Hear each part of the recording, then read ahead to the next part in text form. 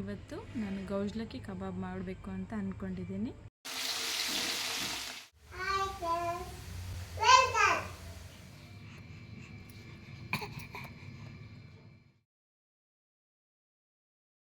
Friends, good morning. Welcome to Kavitha Arasikere YouTube channel.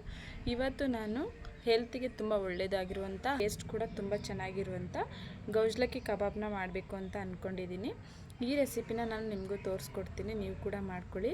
ಈ ಮಾಮೂಲಿ boiler ಕೋಳಿ ಅವೆಲ್ಲ ತಂದು ತಿನ್ನೋದಕ್ಕಿಂತ ಈ ಟೈಮಲ್ಲಿ ಈ ಥರ ಗೌಜ್ಲಕ್ಕಿಯಿಂದ ಮಾಡ್ಕೊಂಡು ತಿನ್ನೋದು ಬೆಸ್ಟು.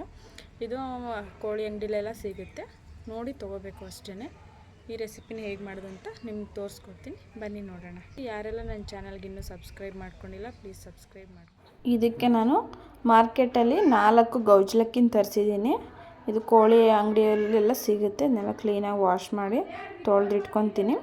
ಅದಕ್ಕೆ ಏನೇನು ಮಸಾಲೆ ಹಾಕಿದ್ದೀನಿ ಅಂದರೆ ಸ್ವಲ್ಪ ಶುಂಠಿ ಬೆಳ್ಳುಳ್ಳಿ ಪೇಸ್ಟು, ಅರಿಶಿಣ ಪುಡಿ, ಚಿಕನ್ ಮಸಾಲ, ಮಟನ್ ಮಸಾಲ, ಒಂದು ಸ್ವಲ್ಪ ಅಚ್ಚ ಖಾರದ ಪುಡಿ, ಒಂದು ಮೊಟ್ಟೆ, ಸ್ವಲ್ಪ ಉಪ್ಪು ಮತ್ತು ಒಂದು ಸ್ವಲ್ಪ ಮೊಸರು, ಒಂದು 100 ಗ್ರಾಮ್ ಆಗೋಷ್ಟು ಕಾರ್ನ್ಫ್ಲೋರ್ನ ತೊಗೊಂಡಿದ್ದೀನಿ. ಇದನ್ನೆಲ್ಲ ಹಾಕಿ ಚೆನ್ನಾಗಿ ಮಿಕ್ಸ್ ಮಾಡ್ಕೋಬೇಕು. ಇದಕ್ಕೆ ಯಾವುದೇ ರೀತಿಯಾದಂತಹ ಕಬಾಬ್ ಪೌಡ್ರನ್ನ ಯೂಸ್ ಮಾಡೋ ಹಾಗಿಲ್ಲ.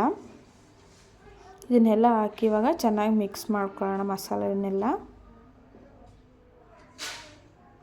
ಇದು ರೇರು ತುಂಬ ಸಿಗೋದು, ಎಲ್ಲ ಚಿಕನ್ ಅಂಗಡಿಲೆಲ್ಲ ಸಿಗೋಲ್ಲ, ತುಂಬ ರೇರ್ ಸಿಗೋದು, ಹುಡುಕಿ ತೊಗೋಬೇಕಷ್ಟೇ. ಇವಾಗ ಒಂದು ಸ್ವಲ್ಪ ಮೊಸರು ತೊಗೋತಾ ಇದ್ದೀನಿ.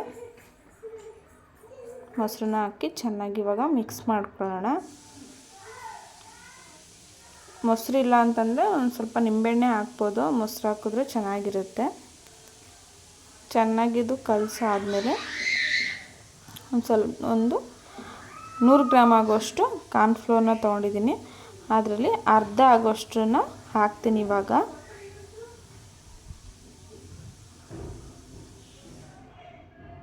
ಚೆನ್ನಾಗಿ ಮಿಕ್ಸ್ ಮಾಡಿ ಮಸಾಲೆ ಎಲ್ಲ ಫುಲ್ಲು ಅಂಟ್ಕೋಬೇಕು, ಯಾವುದೇ ರೀತಿ ಗಂಟಿರಬಾರ್ದು. ಆ ರೀತಿ ಚೆನ್ನಾಗಿ ಮಿಕ್ಸ್ ಮಾಡ್ಕೊಳ್ಳೋಣ.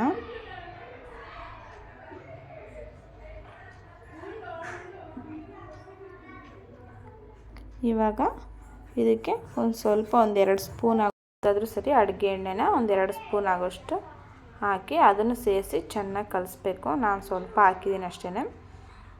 ಆಮೇಲೆ ಒಂದು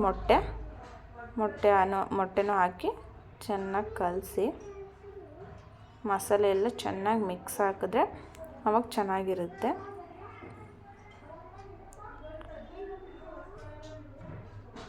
ಈ ರೀತಿ ಅದನ್ನು ಚೆನ್ನಾಗಿ ಕಲಸಿ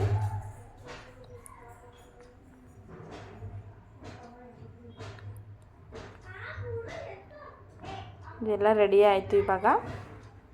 ಇವಾಗ ತೊಳೆದು ಕ್ಲೀನ್ ಮಾಡಿ ಇಟ್ಕೊಂಡಿರುವಂಥ ಗೌಜ್ಲಕ್ಕಿನ ನಾನು 2 ಭಾಗವಾಗಿ ಕಟ್ ಮಾಡಿ ಇಟ್ಕೊಂಡಿದ್ದೀನಿ. ಅದನ್ನು ಇದರೊಳಗೆ ಮಸಾಲೆ ಒಳಗೆ ಹಾಕ್ತಾಯಿದ್ದೀನಿ. ಅದಕ್ಕೂ ಮಸಾಲೆ ಚೆನ್ನಾಗಿ ಅಂಟಬೇಕು, ಆವಾಗಲೇ ಟೇಸ್ಟ್ ಚೆನ್ನಾಗಿರೋದು. ಟೇಸ್ಟು ನಾಟಿ ಕೋಳಿ ಥರನೇ ಇರುತ್ತೆ, ಸ್ವಲ್ಪ ಗಟ್ಟಿ ಇರುತ್ತೆ ಮಾಂಸ. ಆದರೆ ಆರೋಗ್ಯಕ್ಕೆ ಈ ಬಾಯ್ಲರ್ ಕೋಳಿ ಅದನ್ನೆಲ್ಲ ತಿನ್ನೋದಕ್ಕಿಂತ ಇಂಥದ್ದು ತಿಂದರೆ ತುಂಬ ಚೆನ್ನಾಗಿರುತ್ತೆ.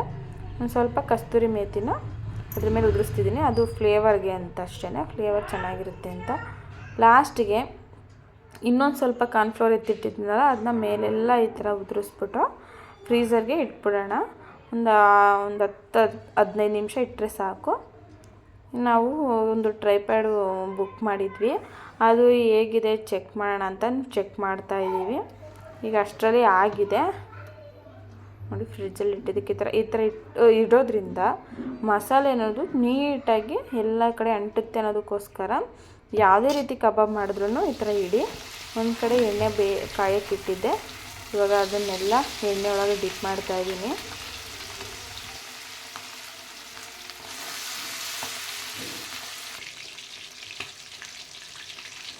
ಇದು ಮಾಮೂಲಿ ಚಿಕನ್ಗಿಂತನೂ ಸ್ವಲ್ಪ ಜಾಸ್ತಿ ಬೇಯಿಸಬೇಕು, ಯಾಕಂದರೆ ನಾನು ಮೊದಲು ಹೇಳಿದ್ನಲ್ಲ ನಾಟಿ ಕೋಳಿ ಥರ, ಯಾಕಂದರೆ ಮಾಂಸ ಚೆನ್ನಾಗಿ ಬೇಯಲ್ಲ. ಈಗ ಜಾಸ್ತಿ ಹೊತ್ತು ಬೇಯಿಸಿದ್ದೀವಿ, ಲಾಸ್ಟ್ ಫೈನಲಿ ಈ ಥರ ಆಗಿದೆ. ಇನ್ನೊಂದು ಸ್ವಲ್ಪ ಒಂದು ಟೈಮ್ 2-3 ಅಷ್ಟೇ ಹಾಕಬೇಕು, ಆವಾಗ ಚೆನ್ನಾಗಿ ಬೇಯುತ್ತೆ. ಇನ್ನೊಂದು ಸಲ ಎಲ್ಲ ಬೇಯಿಸ್ತೀನಿ. ಫೈನಲಾಗಿ ಈ ರೀತಿ ಆಗಿದೆ.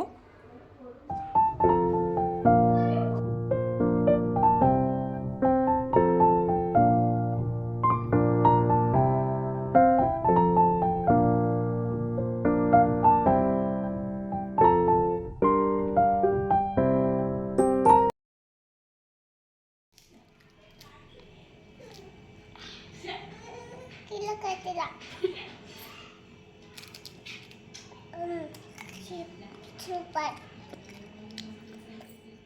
ಇವಳು ಟ್ರೈಪ್ಯಾಡ್ ಇಟ್ಕೊಂಡು ನಂತರ ರೀಲ್ಸ್ ಮಾಡೋದನ್ನು ಟ್ರೈ ಮಾಡ್ತಿದ್ದಾಳೆ. ಅವ್ಳಿಗೆ ಗೊತ್ತಿಲ್ಲ ನಾನು ವೀಡಿಯೋ ಮಾಡ್ತಿದ್ದೀನಿ ಅಂತ.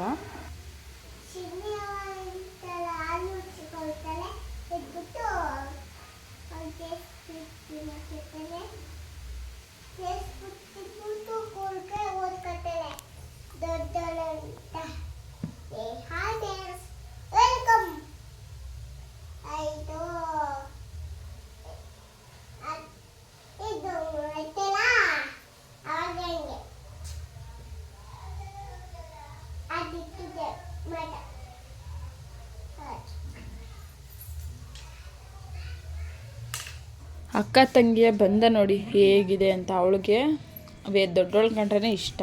ಯಾವಾಗಲೂ ಹೀಗೆ ಆಟ ಆಡ್ತಿರ್ತಾರೆ ಇಬ್ರು.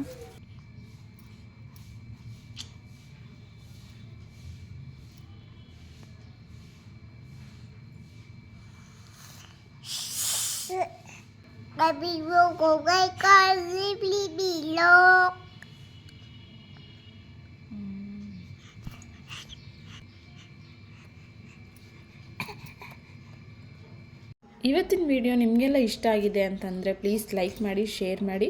ನಾಳೆ ಮತ್ತೊಂದು ವಿಡಿಯೋದೊಂದಿಗೆ ಮತ್ತೆ ಸಿಗ್ತೀನಿ.